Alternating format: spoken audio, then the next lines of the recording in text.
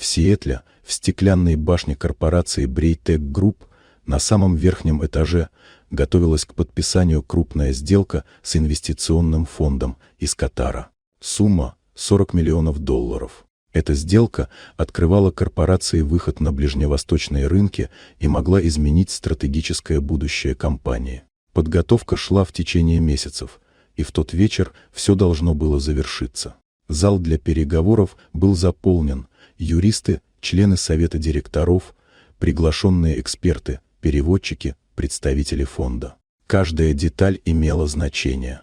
Тем временем уборщица Джули Хартнес закончила свою смену, но задержалась на верхнем этаже из-за очередной поломки лифта. Рядом с ней на скамье у стеклянной стены сидела ее 13-летняя дочь Элли, ожидавшая мать. Девочка почти всегда сопровождала ее в вечерние часы, с собой у нее был старый блокнот, в который она записывала новые слова на разных языках. Элли с детства тянулась к языкам и уже владела 5: английским, французским, арабским, испанским и японским. Ее отец, умерший 2 года назад, был лингвистом. Именно он передал ей любовь к языку, как к средству понимания и уважения между культурами. Когда переговоры достигли критической фазы, неожиданно потерял сознание один из ключевых синхронных переводчиков. Пауза затянулась. Медики быстро прибыли, но стало ясно, что переводчик не сможет продолжить работу. Переговоры остановились. Напряжение в зале росло.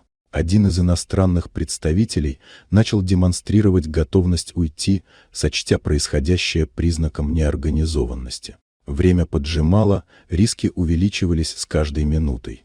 Наблюдая за происходящим со стороны, Элли поняла, что ситуацию можно спасти. Она бесшумно вышла вперед и заняла место переводчика. Без паники, без робости.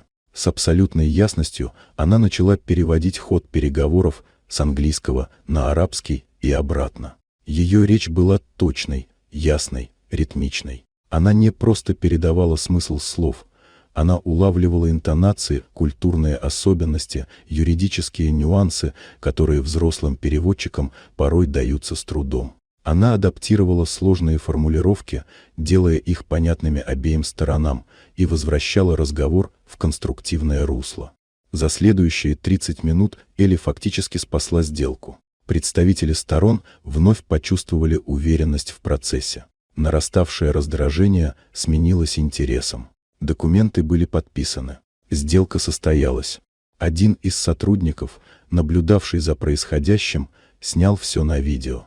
Он не мог поверить, что 13-летняя девочка, дочь уборщицы, без подготовки, в формальной обстановке, столь мастерски справилась с задачей, от которой зависели миллионы. Видео стало вирусным в течение суток. Новостные издания и соцсети подхватили историю. Элли прозвали языковым феноменом и девочкой, которая спасла переговоры. Ее лицо появилось на обложках журналов. Ее приглашали на телевидение, ей писали университеты, лингвистические школы, международные фонды. История покорила миллионы, не только тем, что девочка знала 5 языков, но и тем, с какой уверенностью, зрелостью и внутренним достоинством она проявила себя в момент, когда взрослые растерялись. Ее путь только начинался, и начинался не с привилегий, а с таланта, труда и памяти о человеке, который однажды объяснил ей, что язык — это не просто слова, а мост между мирами.